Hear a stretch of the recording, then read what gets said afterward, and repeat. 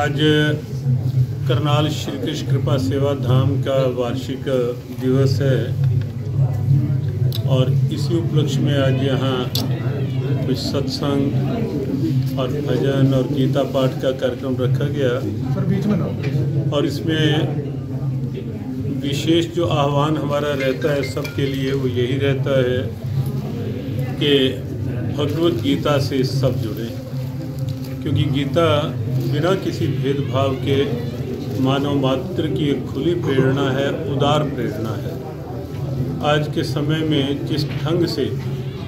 तनाव, दबाव, दुर्भाव और कहीं ना कहीं भटकाव, अलगाव, बिखराव का सा वातावरण बन रहा है और कुछ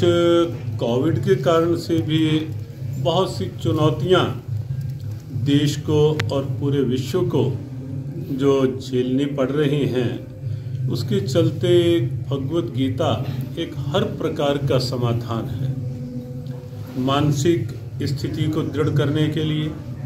आशंका मुक्त करने के लिए मन को, भय मुक्त करने के लिए मन को, मन की इम्यूनिटी बढ़ाने के लिए, आपस के सद्भाव बढ़ाने के लिए और वातावरण में भी कहीं ना कहीं जो विकृतियां आती हैं उन विकृतियों को भी दूर करने के लिए भगवत गीता एक अचूक मूल मंत्र है, एक लॉजिकल, एक तर्कसंगत मूल मंत्र है। इसीलिए जो जियो गीता का एक आह्वान है कि जियो गीता के संग सीखो जीने का ढंग, तो हमें लगता है कि आज भगवत गीता केवल एक क्षेत्र विशेष के लिए नहीं, समाज विशेष के लिए नहीं, वर्ग विशेष के लिए नहीं, समूची मानवता के लिए वर्तमान की आवश्यकता है। और आज के इस वार्षिक उत्सव जो करनाल का है श्री कृष्ण कृपा धाम का,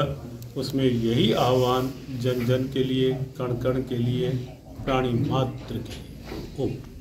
महाराज जी, जैसा जो आपने कहा था कि विधानसभाओं और लोकसभा में गुरु की प्रतिमा लगनी चाहिए, आदि गुरु अपने जो हुए हैं सनातन धर्म के, देखो वो केवल सनातन धर्म के ही आदि गुरु नहीं, हमने महर्षि वेदव्यास जी की जयंती पे ये कहा था, क्योंकि ये देश ऋषियों का देश है। वो ना कोई सांप्रदायिक बात है और ना ही इस बात से कहीं किसी प्रकार के धर्म निरपेक्षता पर कोई आँच आती है, क्योंकि ये देश ऋषि परंपरा का देश है और ऋषि हमारी ऐसी दिव्यता हैं जिन्होंने सदा से ही सर्वे भवन्तु सुखिना की बात कही। और महर्षि वेदव्यास क्योंकि सभी शास्त्रों के मुख्य आधार हैं, वेद हो, गीता हो, पुराण हो, महाभारत हो, सबके मुख्य आधार है। उन्होंने सार में एक ही बात कही कि जो बात सब ग्रंथों में लिखी है उसका सार उन्होंने 2 वाक्यों में बताया, जिससे लगता है कि ऐसे ऋषि जो हैं वो केवल एक हिंदू समाज की नहीं, पूरी मानवता की धरोहर है। उन्होंने कहा कि किसी को पीड़ा से बढ़ करके कोई अधर्म नहीं और किसी को सुख देने से बढ़ करके परोपकार पुण्याय पापाय पर पीड़नम, सबसे बड़ा परोपकार पुण्य है कि परहित, दूसरों का भला। तो ऐसे ऋषि के लिए कहा और भगवत गीता के लिए भी हमने यही कहा कि गीता भी केवल भारत ही नहीं, विश्व की सभी पार्लियामेंट्स में हो, कोर्ट्स में हो गीता, विधानसभाओं में गीता हो, और इंग्लैंड में और मॉरिशस में 2 वर्ष, एक ही वर्ष में जा कर के वहाँ इंग्लैंड की पार्लियामेंट में भी गीता विराजित हुई, मॉरिशस की पार्लियामेंट में भगवत गीता विराजित हुई। कोविड ना होता तो पिछले वर्ष ऑस्ट्रेलिया में भी पूरी तैयारी हो चुकी थी, वहाँ की पार्लियामेंट के लिए, कनाडा के लिए भी तैयारी हो चुकी थी। और अब ये कोविड का दौर हटे तो फिर से एक प्रयास रहेगा कि विश्व के सभी देशों तक कुछ ऐसा भी कदम उठना चाहिए कि बच्चों के पाठ्यक्रम में भी सम्मिलित किया जा सके इसे। निश्चित, ये तो बेसिक है। अगर पाठ्यक्रम में गीता नहीं होगी तो आज हम देखते हैं कि बचपन संस्कार विहीन हो रहा है,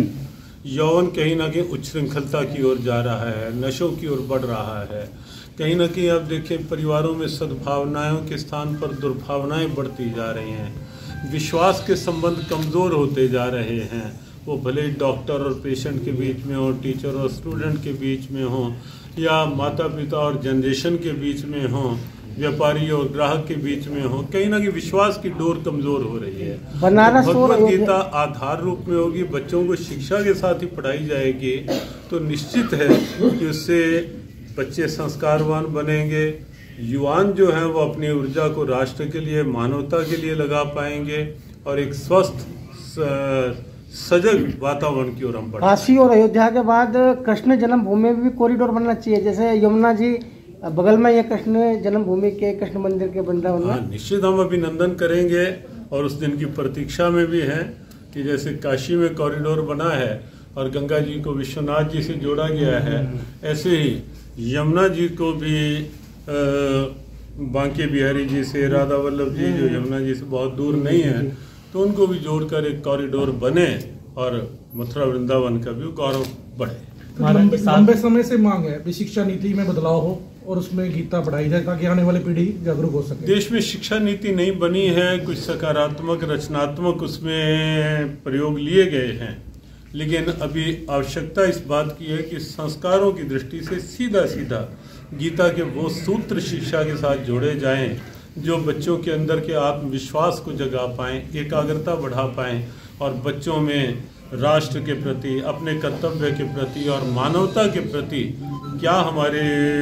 दायित्व हैं उसके लिए सजग कर पाएं। इस संदर्भ में आपकी ओर से सरकार से कोई वार्ता की जाएगी? हाँ, निश्चित रूप से हमारे जीव गीता की ओर से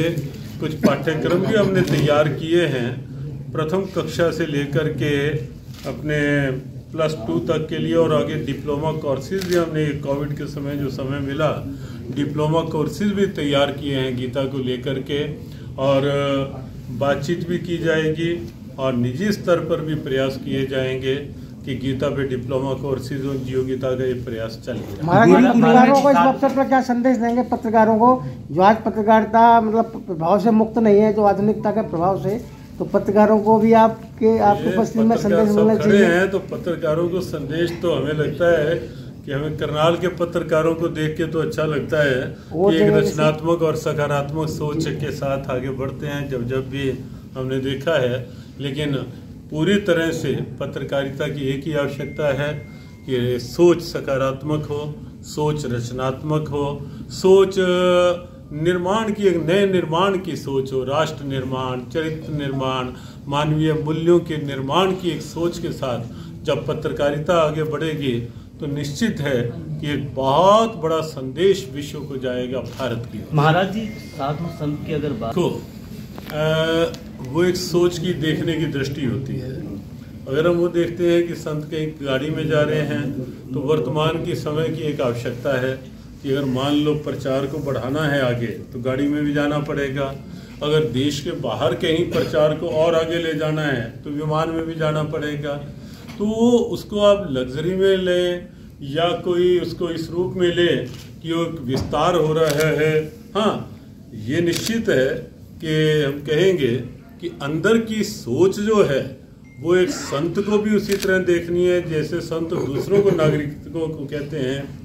कि हमारी भी अंदर की सोच जो है वो सोच केवल लग्जरियस लाइफ की नहीं हो, वो सोच केवल सुविधाओं के उपयोग की हो, लेकिन लक्ष्य हमारा जो हो, लक्ष्य अपनी राष्ट्रीयता का हो, भारतीयता का हो और भारतीय मूल्यों को एक वैश्विक प्रेरणा बनाने